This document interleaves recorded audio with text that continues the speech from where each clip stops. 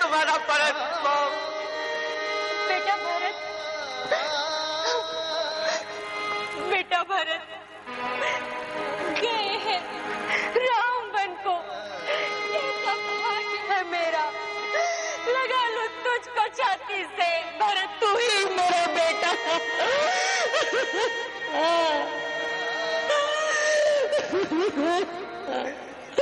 बेटा तू कब आया? माँ, मैं तब आया जब तूफान जा चुका था। मैं तब आया जब अंधेरा हो चुका था। माँ, मैं तब आया जब दीप बुझ गए थे। मैं तब आया जब हमारे जीवन की ज्योति हमसे रूठ कर चली गई थी। माँ, मैंने आने में बहुत देर कर दी। माँ, बहुत देर कर दी। नहीं बेटा, ऐसा नहीं कहते। राम के वनों के जाने के बाद तू ही तो हमारा सहारा है, मेरे आंखों की ज्योति है पुत्र। पर माँ, हमारे जीवन की ज्योति तो भैया राम में बसी हुई है। माँ, मेरा विश्वास करो, इस सब अनर्थ में मेरा कोई दोष नहीं है। माँ, मेरा कोई दोष नहीं है। मैं बिल्कुल निर्दोष हूँ माँ, बिल्कुल निर्दोष हूँ। मैं जानती हूँ भरत कि तुम बिल्कुल निर्दोष हो। भरत निज राम भक्ति को कभी भी खो नहीं सकता।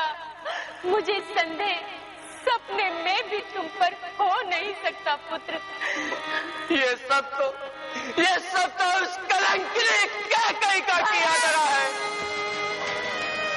मेरे भाग्य की विडंबना तो देखो। हंस वंश दशरथ जनक, राम लखन से भाई, कैकई तू जननी भई। विदिशन कछु न बसाई। बेटा, भाग्य को क्यों दोष देते हो? विधाता की गति ही महान है। इतना सब कुछ होने के बाद भी ना मैं उनके साथ गई और ना मेरे प्राण निकले। राम तुम्हारे लिए अयोध्या का राजपाट छोड़कर गया है। तुम राज संभालो पुत्र। नहीं मां, नहीं। मैं भैया राम को वनों में बेचकर अयोध्या का राज कैसे कर सकता हूँ माँ? कैसे कर सकता हूँ? मैं भैया राम को वनों में लेने अवश्य जाऊंगा माँ, मैं अवश्य जाऊंगा। वो नहीं आएगा पुत्र, वो नहीं आएगा। क्यों नहीं आएंगे? उसने पिता के वचनों के कारण वन जाना स्वीकार किया। उसने माता की आज्ञा मानकर अपने कर्तव्य को निभाना स्वीकार किया। वो नहीं आएगा पुत्र, वो नहीं आएगा। नहीं, मैं उनसे विनती करूंगा और उन्हें विनय करूंगा। उनको आना ही होगा माँ। मैं उन्हें लेके आऊंगा माँ, अवश्य लेके आऊंगा। तो ठीक है बेटा, अगर तुम्हारी यही हट है तो हम भी तुम्हारे साथ वनों को चलेंगे। साथ में दोनों माताओं को भी लेंगे। तुम चलने की तैयारी करो पुत्र। अवश्य माँ, अवश्य। आप शीघ्र तैयारी कीजिए, मैं गुरु वशिष्ठ के पास होकर आता हूँ। क्या आया यार, पागल हो क्या? जाओ पुत्र।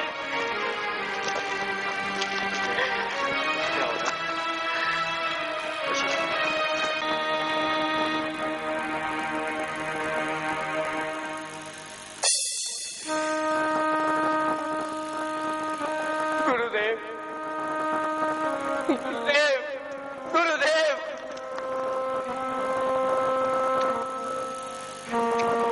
बेटा भरत,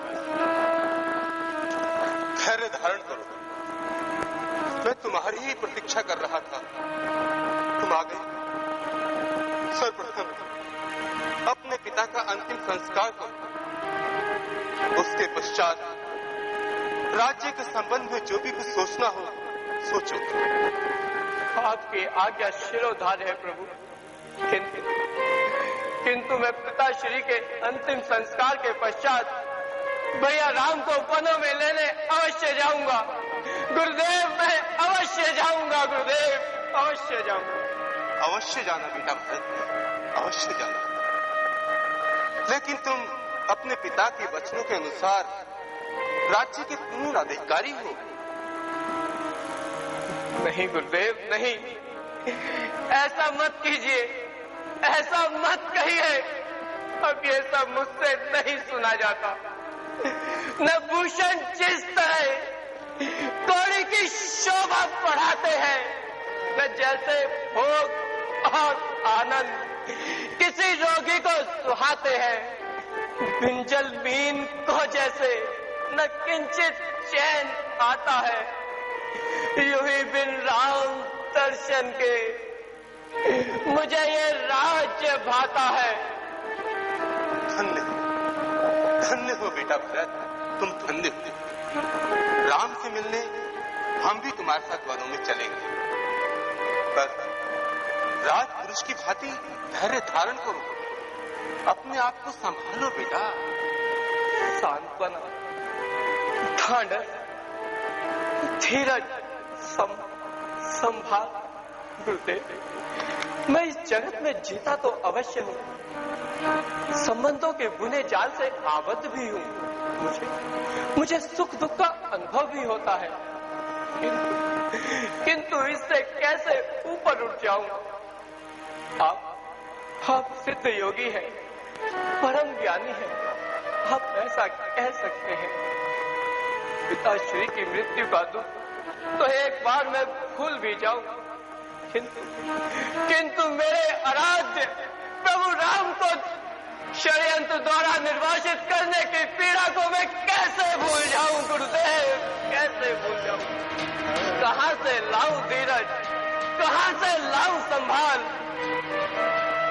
मां चाहती है उसका पुत्र राज सिंहासन पर बैठे, उसके पुत्र का राज तिलक हो, चारों ओर दीप मालाएं हो, चारों ओर खुशियां मनाई जाए गुरुदेव, खुशियां। चारों ओर हर्ष हो, चारों ओर गुरुदेव उत्सव मनाया जाए।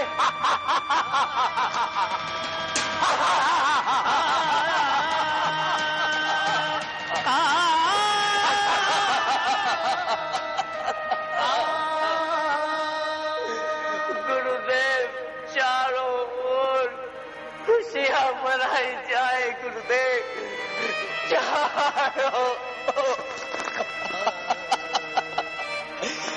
सुलहु भरत भावी प्रबल, बिलखी कहो मुनिनाथ, हानि लाभ जीवन मरण, जसु अपजसु विधि।